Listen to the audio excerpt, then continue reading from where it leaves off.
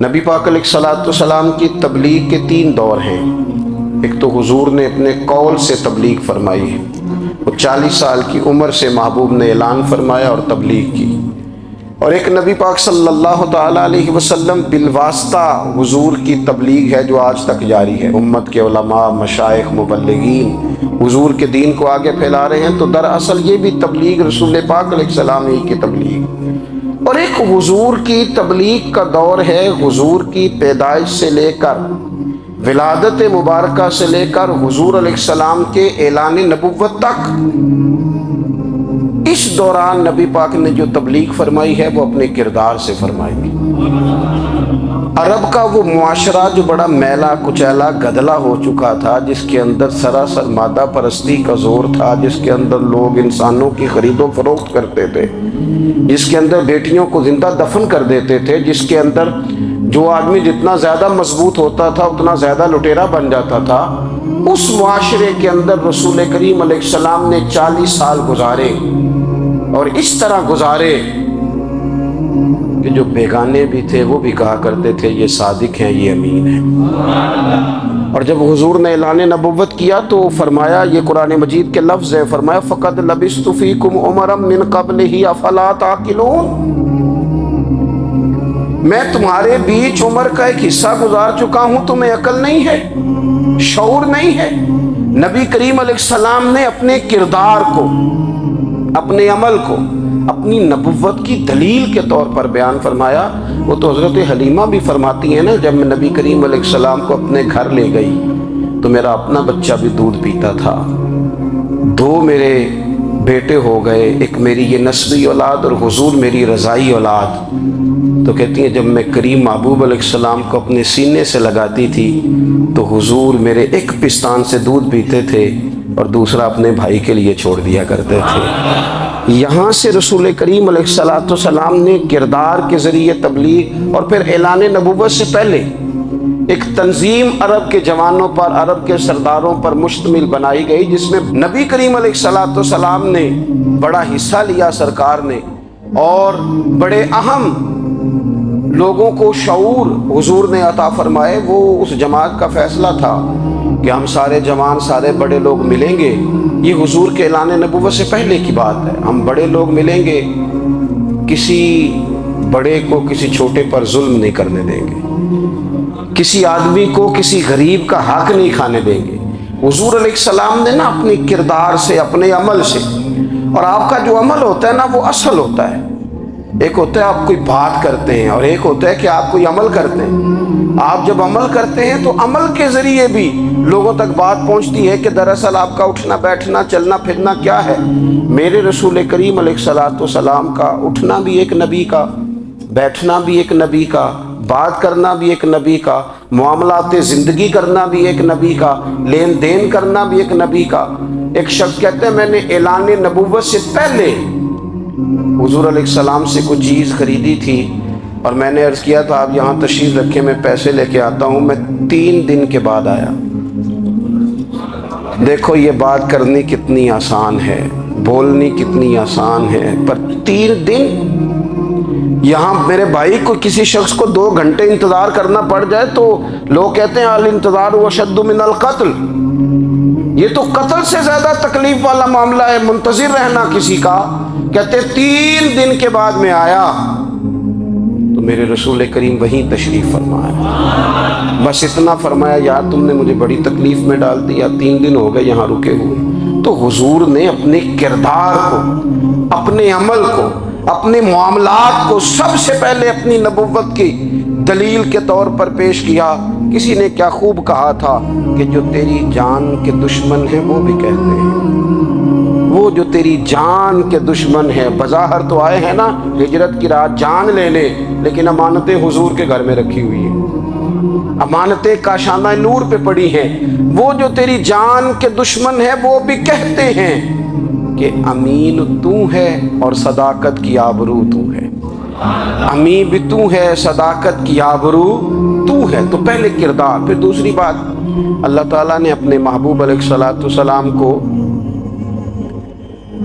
اپنا مطلق نائب بنا کر، اپنا محبوب اعظم بنا کر ویسے ہی سارے انسانوں کے بارے میں کہا وَإِذْ قَالَ رَبُّكَ لِلْمَلَائِكَةِ إِنِّي جَاعِلٌ فِي الْأَرْضِ خلیفہ، میں زمین میں اپنا نائب بنانے والا ہوں۔ لیکن حضور علیہ السلام تو محبوب ہے نا، حضور کی نیابت تو محبوبیت کے درجے پر فائز ہے، تو رسول پاک کو رب کریم نے اس طرح کا بنا کے بھیجا کہ حضرت عبداللہ ابن رواحہ رضی اللہ تعالیٰ عنہ بیان فرماتے ہیں کہ اگر حضور کوئی معجزہ نہ بھی دکھاتے، نبی کریم علیہ السلام سے کوئی اعجاز لوگ نہ بھی دیکھتے، تو محبوب کا تو چہرہ ہی اس طرح کا تھا، لوگوں نے دیکھتے جانا تھا اور کلمہ پڑھتے جانا تھا۔ لیکن باوجود اس کے میرے رسول پاک کا اعجاز یہ ہے، کمال یہ ہے کہ حضور کبھی اشارہ کر دیں تو چاند دو ٹکڑے ہو جائے، کبھی دعا مانگ دیں تو ڈوبا ہوا سورج واپس آ جائے، کبھی محبوب گزرنے لگے تو پتھر آپ پر سلام پڑے، کبھی حضور پہاڑ پر چڑھ جائیں تو پہاڑ وجد میں آ کر جھومنے لگے، محبوب کا کبھی نماز پڑھاتے ارادہ بن جائے تو اللہ تعالیٰ قبلے کا رخ ہی تبدیل فرما دے۔ کیا خوبصورت سوچ ہے اور کیا نظریہ دیتے ہیں بریلی کے امام، فرماتے ہیں اجابت کا جوڑا عنایت کا صحرا، دلہن بن کے نکلی دعائے محمد، اور اجابت نے جھک کر گلے سے لگایا بڑی ناز سے جب دعائے محمد، دیکھو خدا کی رضا چاہتے ہیں دو عالم، خدا چاہتا ہے رضائے محمد صلی اللہ تعالی علیہ وسلم۔ اور ایک مقام پہ فرماتے ہیں نائب دست قدرت پہ لاکھوں سلام، نائب دست قدرت پہ لاکھوں سلام۔ تو اللہ تعالیٰ نے نبی پاک صلی اللہ تعالی وسلم کو جو اعجاز، پھر ایک اور بات، حضور امی ہے، دنیا میں آ کر محبوب نے کسی سے پڑھا ہی نہیں، میرے محبوب نے جتنا پڑھا ہے رب کریم سے ہی پڑھا ہے۔ الرحمن علم القرآن خلق الانسان، رحمان نے قرآن سکھایا پھر انسان بنایا۔ اللہ تبارک و تعالیٰ کی بارگاہ کرم سے حضور نے لیا، رسول کریم امی ہیں، یہ بھی حضور کی نبوت پر ایک بڑی دلیل۔ دیکھو ایک ہوتا ہے کوئی آدمی بچپن سے کسی چیز سے شغف رکھے اور جب اس کی عمر بڑی ہو جائے تو کہتے ہیں اس کا تجربہ بڑا ہو گیا ہے، یہ پہلے کوئی شعر کہتا تھا، کوئی ادبی جملہ کہتا تھا، تو اب اس کی یہ کام کرتے کرتے عمر بڑی ہو گئی ہے تو رسوخ حاصل ہو گیا۔ 40 سال کی عمر مبارک تک نبی کریم نے ایک شعر بھی نہیں کہا۔ حضور علیہ السلام نے کبھی کوئی ایسی بات، ویسے تو حضور کی ہر بات حکمت والی، لیکن جس کو عرب کے لوگ اپنے لہجے میں شاعری یا اپنے لہجے میں ادب کہتے تھے، وہ حضور نے بیان نہیں فرمایا۔ لیکن جب 40 سال کی عمر میں اعلان نبوت کیا تو پھر بڑے بڑے فصیح و بلیغ، بڑے بڑے سیانے، طفیل بن عمر کہتے ہیں کہ اس شخص کو بھی میں نے دیکھا جسے بڑا ناز تھا اپنی فصاحت اور بلاغت پر، اور جب وہ حضور کے پاس آیا اور اس نے آ کے کچھ باتیں کی تو محبوب خاموشی سے سنتے رہے، اور جب وہ چپ کر گیا تو میرے کریم نے صرف سورہ فاتحہ پڑھی۔ کبھی اٹھتا تھا، کبھی بیٹھتا تھا، کبھی غور کرتا تھا، کبھی دائیں جاتا تھا، کبھی بائیں جاتا تھا، پھر کہنے لگا بتاؤ نا کلام کس کا ہے؟ فرمایا اس رب کا، اس رب کا، اس رب کا جس کا میں رسول بن کے آیا ہوں۔ نبی کریم صلی اللہ تعالی علیہ وسلم امی ہیں، لیکن حضور نے کائنات کے رازوں سے پردے ہٹا دیے، نبی کریم نے جینے کے سلیقے بتا دیے، حضور نے ہر شخص کو اس کے مقصد حیات سے آگاہ کر دیا۔ نبی کریم علیہ السلام نے وہ فلسفہ حیات بیان کیا کہ لوگوں کو صرف جینے میں ہی مزہ نہیں آیا، مرنے میں بھی مزہ آنے لگا۔ لوگ آگے بڑھ بڑھ کے جانیں پیش کرنے لگے، اپنی اولادیں قربان کر، جو فلسفیوں سے کھل نہ سکا اور نکتہ وروں سے حل نہ ہوا، وہ راز ایک طیبہ والے نے بتلا دیا چند اشاروں میں۔ محبوب کریم امی ہیں، لیکن حضور نے اس طرح دنیا کو سکھایا، اس طرح دنیا کو پڑھایا، اس طرح حضور نے علم کے چراغ اور دیپ روشن کیے کہ قیامت تک جسے روشنی ملے گی نا، اسے صرف دروازہ مصطفیٰ سے ملے گی، اسے رسول کریم علیہ السلام کے در دولت سے ملے۔ کچھ لوگوں نے کہا کہ اپنے پاس سے آیات بنا کے لاتے، اپنے گھر میں بیٹھ کے دعوے کر لینا تو کوئی مشکل کام نہیں نہ ہوتا، سارے لوگ ہی کر لیتے ہیں۔ بلکہ وہ ہمارے ایک بزرگ کہا کرتے تھے، خیالی پلاؤ پکائیے टिक्के हो कदे भी काट ना पाइए, क्योंकि कौन सा पैसों का डालना है, ज़्यादा डालें आप और ज़्यादा डालें। बहुत सारे लोग हैं आज भी, कुछ लिबरल हैं बेचारे, कुछ दीन बेजार तबका है, वो कहते हैं जनाब हमें तो जदीद बातें बताएं, हमें तो नए उसलूब के मुताबिक लेके चले, हमें तो। ओ भाई सुन, मेरे नबी पाक अलैहिस्सलाम ने फरमाया मेरा कुरान कभी पुराना नहीं होगा, इसे पढ़ के देख, इसकी जिद्दत का हुस्न देख, ये तो खिला हुआ बाग है। तो एक दफ़ा इसके करीब आएगा तो खुशबू मिलेगी, दूसरी दफ़ा आएगा तो उससे ज़्यादा ताज़ी मिलेगी। एक दफ़ा फल खाएगा तो मज़ेदार होगा और दूसरा खाएगा, हो सकता है शक्ल मिलती जुलती हो लेकिन जायका बड़ा निराला होगा। तू आ तो सही ना। जब कुछ लोगों ने कहा ये खुद से बना के आयात लाते हैं, तो फरमाया इन कुंतुम फी रैबिन मिम्मा नज़्ज़लना अला अब्दिना फातू बिसूरतिन मिन मिस्लिही, अगर तुम्हें कोई शक है इसमें जो हमने अपने बंदा खास में नाजिल किया है, तो तुम भी इस जैसी एक आयत बना के लाओ। और चलो चैलेंज खुला ही दे दिया, फरमा वदऊ शुहदाअकुम मिन दूनिल्लाह, अल्लाह और अल्लाह वालों को छोड़ दो। तफसीरी तर्जुमा अर्ज कर रहा हूँ, यानी सहाबा को छोड़ दो, हुजूर के मानने वालों को छोड़ दो, बाकी सारी दुनिया के काफिर इकट्ठे हो जाओ, एक आयत बस कुरान जैसी लेके आओ, एक आयत लेके आओ। इन कुंतुम सादिकीन, अगर तुम सच्चे हो। जवानों सुनो, कहा एक आयत, और ये चैलेंज आज तक कुरान मजीद का मौजूद है, आज तक। वइन कुंतुम फी रैबिन मिम्मा नज़्ज़लना अला अब्दिना फातू बिसूरतिन मिन मिस्ली, तुम कुरान के मुकाबले की एक सूरत लेके आओ और सारे हिमायती इकट्ठे कर लो अपने। इन कुंतुम सादिकीन, अगर तुम सच्चे हो। जवाब तो उधर से आना था ना, लेकिन कायनात के रब ने जवाब भी खुद दिया, फरमाया फ़इल्लम तफ़अलू वलन तफ़अलू, अगर तुम ना ला सके, और फरमाया तुम ला सकते भी नहीं। अगर तुम ना ला सके और तुम ला सकते भी, न खंजर उठेगा न तलवार तुमसे, ये बाजू मेरे आजमाए हुए हैं। वलन तफ़अलू, तुम ला भी नहीं सकते। फत्तकुन नार अल्लती वक़ूदुहा अन्नास वल हिजारा, फिर उस आग से डर जाओ जिसका ईंधन आदमी और पत्थर है। उइद्दत लिल काफिरीन, बनाई काफिरों के लिए, बनाई मोमिनों के लिए तो रब ने जन्नत बनाई है। उइद्दत लिल काफिरीन, ये दोज़ख अल्लाह ने किन के लिए बनाई है? उइद्दत लिल काफिरीन, कहता है काफिर के लिए बनाया। तो अल्लाह तबारक व तआला ने मेरे रसूल पाक सल्लल्लाहु तआला अलैहि वसल्लम को वो किताब अता फरमाई, और फिर हुजूर की फसाहत व बलागत, मारिफत। देखो, एक होता है घंटों बातें करना, एक होता है कई कई वालियम पर मुश्तमिल, कई कई जिल्दों पर मुश्तमिल कुतुब का लिखना, और एक होता है किसी बंदे का एक बात करना और सामने वाले की तबीयत को इतना जगा देना कि अगली बात फौरन ही उसकी समझ में आ जाए। और हुजूर ना किसी की अना को नहीं जगाते थे। हम बाज़-औक़ात किसी से खिताब करते हैं, बात करते हैं, तो सामने वाले की अना को जगा देते हैं, ठेस पहुंचाते हैं। वो कहता चल फिर तगड़ा हो जा, मैं भी आया। हुजूर अना नहीं जगाते थे, मेरे नबी पाक ज़मीर जगाते थे, ताकि वो शख्स फैज़ हासिल कर सके, उसे कुछ मिले। नबी करीम का जो अंदाज़े तकल्लुम है वो इस तरह का होता था कि इंसान खुद ब खुद खेल उठता था कि मतलब ये बात होने क्या लगी है, मतलब हुजूर क्या फरमाने लगे।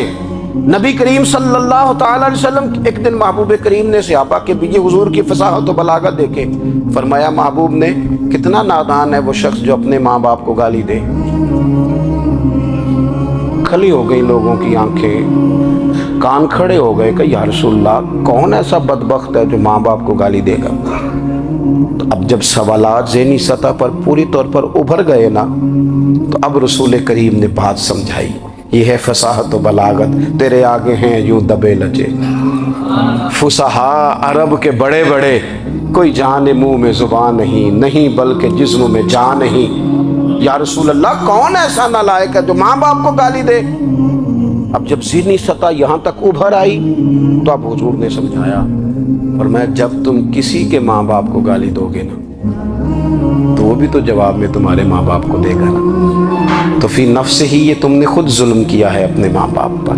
کیوں تم نے ایسا لہجہ اختیار کیا کہ جس سے سامنے والے کی انا جاگ جائے اور وہ تمہارے مقابلے میں آ کر کے کھڑا ہو جائے؟ کیوں تم نے اس طرح کے انداز اختیار کیے کہ جس سے سامنے والا بھی سارے پنجے کھڑے کر کے باہر نکل آئے اور کہے آ جاؤ پھر میں بھی میدان میں حاضر ہوں؟ رسول کریم کی فصاحت، بلاغت دیکھیں نا، حضور 2-4 جملوں میں ساری بات سمجھا جاتے ہیں۔ ایک حدیث پاک اگر ہماری سمجھ میں آ جائے، ایک روایت نبی پاک صلی اللہ تعالیٰ علیہ وسلم نے فرمایا خوبصورت مسلمان وہ ہے جو بے مقصد باتوں کو چھوڑ دے۔ لو اس سے پوری زندگی سجائی جا سکتی ہے، ایک جملے سے پوری زندگی سواری جا سکتی ہے، کوئی لمبی چوڑی باتوں میں جانے کی ضرورت نہیں۔ کہا خوبصورت مسلمان یہ ہے جو بے مقصد باتوں کو چھوڑ دے، لا یعنی باتوں کو، کیا کہتے ہیں ہمارے دیہات کے لوگ، جڑے پنڈ جانا نہیں، ادھر راہ پوچھنے دی۔ لیکن آج کل لوگ باز آندے یعنی جس بات کا بالکل تعلق نہیں نا وہ بات بھی کرتے جاتے ہیں، جس کا شعبہ ہی نہیں وہ بھی چھلانگ لگا لگا کے اس میں آ جاتا ہے۔ ہم اپنا وقت ضائع کرتے ہیں، اپنی صلاحیتیں ضائع کرتے ہیں، اپنا نقصان کرتے ہیں۔ ہم اپنا کام صحیح کر کے نہیں کرتے اور دوسری ساری دنیا کو ٹھیک کرنا چاہتے ہیں۔ وہ بھائی آپ جس جگہ جس شعبے سے تعلق رکھتے ہیں آپ اپنے معاملات میں مضبوطی پیدا کریں۔ حضور نے اپنی فصاحت کے ساتھ، بلاغت کے ساتھ لوگوں کو قائل کیا، اور قرآن مجید کی تاثیر کا یہ اثر میرے کریم رسول نے دکھایا کہ رات کو جب حضور بیٹھ کے قرآن پاک پڑھتے تھے نا، جب یاسین والے نبی خود یاسین کی تلاوت کریں، جب طٰہٰ والے محبوب خود طٰہٰ کی تلاوت کریں، غور کرو نا، جب مدثر والے محبوب خود ان جملوں کو ادا کریں، یعنی جن کے بارے میں آیت آئی ہے، جب وہی یہ آیت پڑھیں کہ اِنَّا أَعْطَيْنَاكَ الْكَوْثَرَ، یعنی جن کا ذکر ہو رہا ہے، جب وہ یہ بات کریں کہ یا ایھا النبی انا ارسلناک شاہدا ومبشرا ونذیرا لتؤمنوا باللہ ورسولہ وتعزروہ وتوقروہ وتسبحوہ بکرۃ واصیلا، جن کے بارے میں آیت آئی ہے، جب وہ یہ کہہ رہے ہوں کہ ورفعنا لک ذکرک، جب وہ کہہ رہے ہوں والضحیٰ واللیل اذا سجی، ذرا اس کیفیت کو دیکھیں جب محبوب خود پڑھ رہے ہوں، اور جو حضور پر آئی ہیں اس کا ذائقہ، اس کا لطف، اس کا انداز بھلا کیا ہوگا۔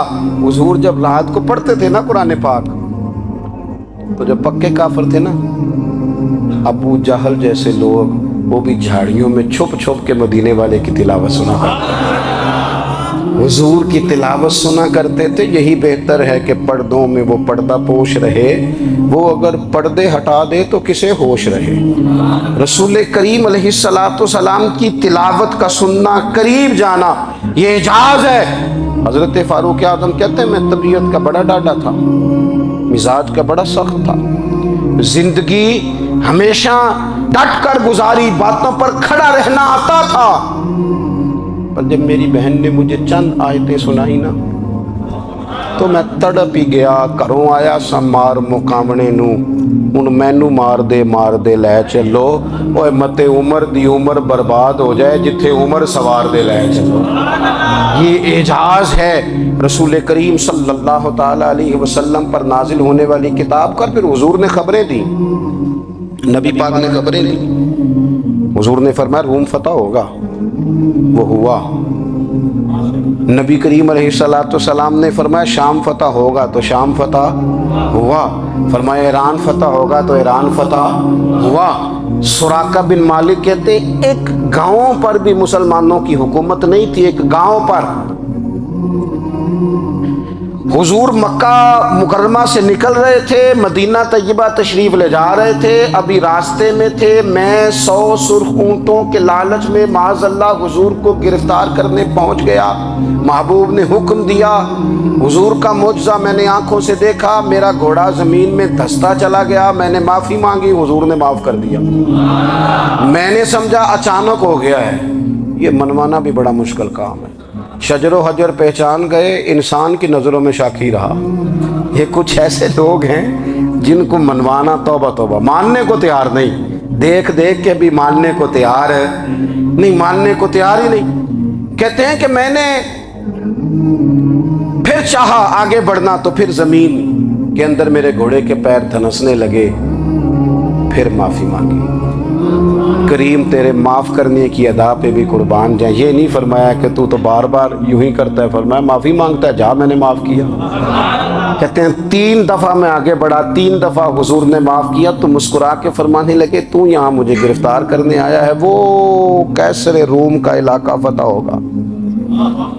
वो कंगन जो पहनता है ना हाथों में, बादशाह के कंगन मारूफ हैं, वो तेरे हाथों में आएंगे। अल्लाह करे आप समझें। ये जो लोग डरी डरी सहमी सहमी और हमारे बच्चे मायूसी की माज अल्लाह बातें करते हैं, वो देखें हुजूर किस तरह की गुफ्तगू फरमाते हैं। अभी एक गांव पर भी इस्लाम की हुकूमत नहीं, लेकिन हुजूर का खबर देने का अंदाज। करीम फरमाने लगे वो कैसर रूम के जो कंगन होंगे वो तेरे हाथों में आएंगे। जनाब सुराका बिन मालिक फरमाते हैं कि मैं मुसलमान हो गया, हुजूर का विसाल हो गया, कंगन नहीं आए। हज़रत अबू बकर सिद्दीक का विसाल ज़ाहिरी हो गया, कंगन नहीं आए। जनाब उमर का दौर आ गया, सुराका बूढ़े हो गए। कोई बंदा पूछता ना कि अब तो उम्र ढल गई है, ज़िंदगी का पता नहीं, कहने लगे नहीं मैं नहीं जाता। जब तक कंगन नहीं आते इज़राइल कोई नहीं आएंगे, क्योंकि साढ़े नबी दी ज़ुबान साढ़े वास्ते कुरान। जो दिन को कह दिया दिन है तो दिन निकल आया, जो शब को कह दिया शब है तो रात हो के रही। और खुदा ने उनकी ज़ुबान को वो इख्तियार दिया, जो निकली मुंह से उनके वो बात हो के रही। और फाज़िल बरेलवी का तो अंदाज़ ही फिर अनोखा है ना। वो तो कहते हैं वो ज़ुबान जिसको सब कुन की कुंजी कहे, जिसको सब कुन की कुंजी कहें, उसकी नाफिज हुकूमत पे लाखों सलाम। कहने लगे नहीं आते हज़रत इज़राइल, फ़िक्र ना करो, बूढ़े हो गए थे, निकलना घर से बंद कर दिया था। हज़रत उमर का दौर था, कंगन आ गए। हज़रत फारूक आज़म ने उनके पोतों से, नवासों से, बच्चों से कहा जाओ बुला के लाओ, का दादा जान बूढ़े हैं। फिर मैं तुम कान में कह देना कंगन आ गए, फिर तुम देखना तो सही। फिर हज़रत सुराका आए, हुजूर ने जो खबरें दी, नबी पाक अलैहिस्सलाम ने जो गुज़श्ता कौमों के अहवाल बयान किए, और फिर मेरे नबी पाक अलैहिस्सलाम ना दुनिया में इज़्ज़तें देने आए। इज़्ज़तें, ये मिजाज हमें कम करना चाहिए। ये जो हम सारी ज़िंदगी इस काम में लगा देते ना, किसी को नीचा कैसे दिखाना है, ये अंदाज हुजूर ने नहीं हमें दिया। आप देखो हुजूर तशरीफ़ लाए तो हमें पता चला कि हज़रत यूसुफ जैसा सोना कोई नहीं। हुजूर तशरीफ़ लाए तो हमें पता चला कि हज़रत दाऊद जैसी खूबसूरत आवाज़ किसी की नहीं। हुजूर तशरीफ़ लाए तो हमें पता चला कि जनाब ईसा अलैहिस्सलाम का फ़क्र इख्तियारी किस तरह का था। महबूब तशरीफ़ लाए तो हमें पता चला कि हज़रत मूसा का जलाल किस तरह का था। ये तो हुजूर आए तो नबी पाक अलैहिस्सलाम ने उसकी भी अज़मत बयान की, उसकी भी शान बयान की। हुजूर ने बताया कि अबू बकर सिद्दीक की शान क्या है, फारूक आज़म का मर्तबा क्या है, उस्मान गनी की हया क्या है, मौला अली की शुजाअत क्या है, अहले बैत नबूवत की अज़मत क्या है।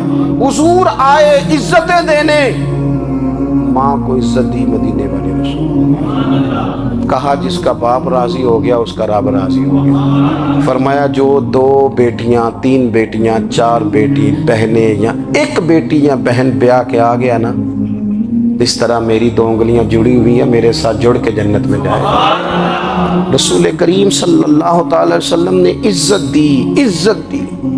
हुजूर इज्जतें देने, कोई एजाज नहीं। अनपढ़ बंदा है, सादा है, गरीब है, मजदूरी करता है, हाथों पे छाले, या रसूल अल्लाह इसका भी कोई एजाज है? कुर्बान जाएं, मेरे करीम ने इज्जत दी। फरमाया मेहनत करके रोजी कमाने वाला तो अल्लाह का दोस्त है। ये ईंटें उठाने वाला, ये मुशक्कतें करने वाला, ये सुबह दिहाड़ी पे जाने वाला, ये बेचारा जो अचार से रोटी खाता है, तूने हर शख्स की किस्मत में ये इज्जत लिखी और आखिरी खुतबे की सूरत में वसीयत लिखी। रसूल करीम ने हर बंदे को एजाज दिया, अजमतें दी। हुजूर इज्जतें देने आए, नबी पाक अलैहिस्सलाम ने एजाज़ात दिए, हुजूर ने नवाजा। ये सारी चीज़ें मेरे रसूल पाक की तशरीफ़। और फिर ये जो हुजूर के सहाबा और अहले बैत है ना, ये भी मेरे नबी पाक की नबूवत की दलील है। इतनी जल्दी इनकलाब आया नहीं करते। वो कल तक जो रहज़न थे हुजूर ने रहबर बना दिए। وہ لوگ جو کل تک ایک دوسرے کے گلے کاٹ کے کھاتے تھے، ایک دوسرے کو مارتے تھے، تکلیف پہنچاتے تھے، برادری ازم پہ لڑتے تھے، حضور نے بھائی بھائی بنا دیے۔ ایک پلیٹ میں کھانا کھانے لگے سیدنا بلال حبشی، صہیب رومی، سلمان فارسی، حضور نے یوں کر کے ملا دیا۔ نبی کریم علیہ السلام نے تقسیمیں ختم کر دی دنیا۔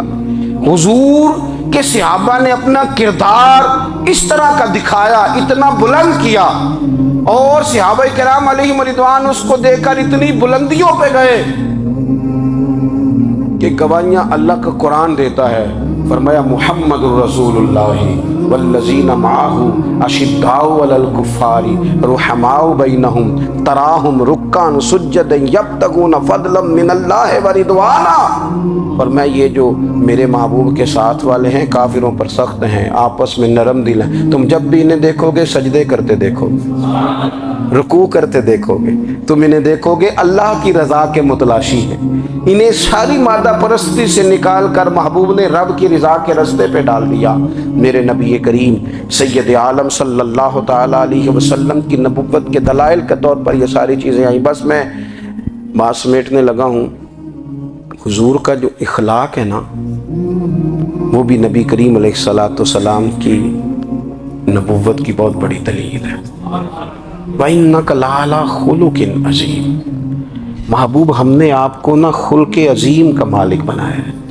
کچھ لوگ سمجھتے ہیں صرف آپ کا بولنے کا انداز ٹھیک ہو تو آپ با اخلاق ہیں۔ نہیں بھائی، بولنے کا انداز ٹھیک ہونا با اخلاق نہیں، سچ بولنا اخلاق کے علاوہ۔ آپ کا حق بات کرنا اخلاق ہے، آپ کا صحیح گواہی دینا اخلاق ہے، آپ کا اللہ تعالیٰ کی طرف سے آزمائش آنے پر صبر کا مظاہرہ کرنا اونچا اخلاق ہے۔ رب نعمت دے تو آپ کا وجود ڈھلتا جائے شکر میں، یہ اخلاق ہے۔ رب کریم اگر آپ کو کسی وقت کسی آزمائش میں اپنی حکمت سے ڈالتا ہے تو عزت نفس کو برقرار رکھنا، خودداری کو برقرار رکھنا، یہ اخلاق۔ نبی پاک نے اعلیٰ ترین اخلاق کی بات بتائی، اعلیٰ ترین۔ حضور نے لوگوں سے بیعت لیتے وقت کہا تھا میرے ہاتھ پر بیعت کرو، چوری نہیں کرو۔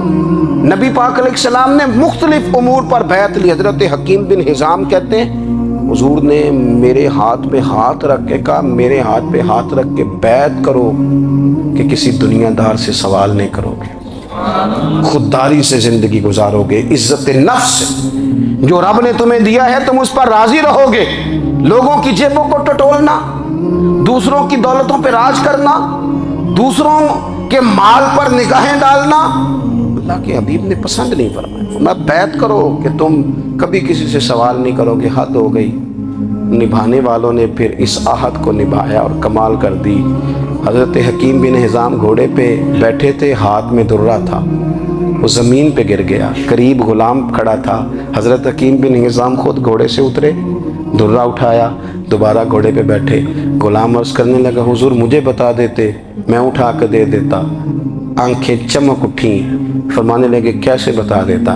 اپنے رسول سے وعدہ کیا ہے کبھی کسی سے سوال نہیں کروں گا، کبھی سوال نہیں کروں گا۔ اللہ کے محبوب نے ہمیں اعلیٰ اخلاقی قدروں کی بات ہمیں سکھائی ہے۔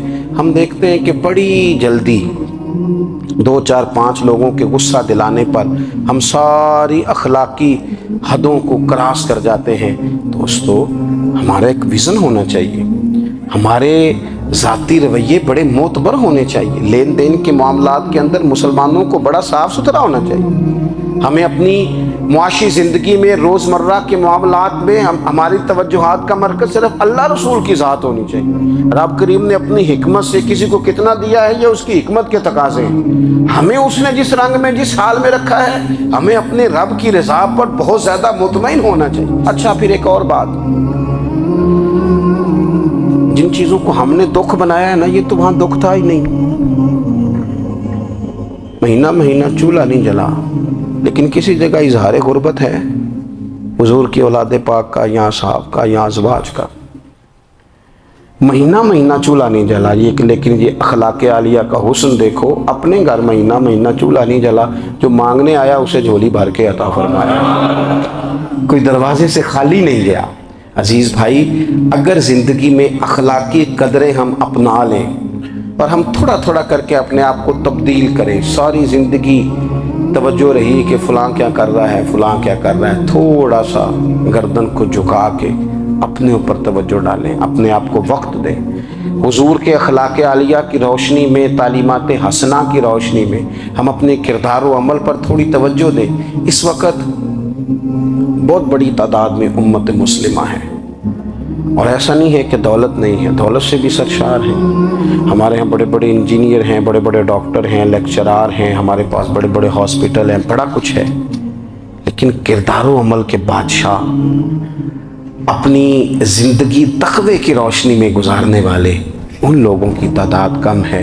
اگر کوئی آج بھی سارے کام نیک کرے لیکن جائیداد میں سے بیٹی کا حق رکھ جائے تو پھر اس نے کیا میلاد منایا؟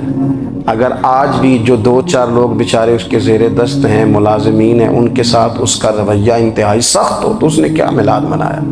اگر آج بھی وہ برادری ازم کی بنیاد پر دوستیاں کرے اور چھوٹے بڑے کی وہ تقسیم رکھے، جسے حضور نے فرمایا کہ قبیلے تو تعارف کے لیے، ورنہ کسی عربی کو اجمی پر، گورے کو کالے پر کوئی فضیلت نہیں۔ اگر کوئی آج بھی اس برادری ازم کا قائل ہے پھر اس نے کیا میلاد منایا؟ اگر کوئی شخص آج بھی اپنے آپ کو مادہ پرستی میں پوری طرح دھکیل چکا ہے اور رضا الہی کا مسافر نہیں بنا تو اس نے کیا میلاد منایا؟ اپنی طبیعتوں میں روحانی تبدیلی اور وہ خاص افکار جو حضور اپنے غلاموں میں پیدا فرماتے ہیں، ان افکار کو پیدا کرنا، سوچوں کو بدلنا، سوچوں کو، نظریات کو بدلنا، اپنے روزمرہ کے معاملات کا جائزہ لینا کہ ہم کس طرح آگے بڑھ سکتے ہیں اور کس طرح ہم ایک بہترین امتی اور ایک بہترین مسلمان بن سکتے ہیں، اس پر توجہ دینا، یہ میلاد ہمیں سبق دیتا ہے۔ اللہ تعالیٰ مجھے اور آپ کو عمل کی توفیق عطا فرمائے۔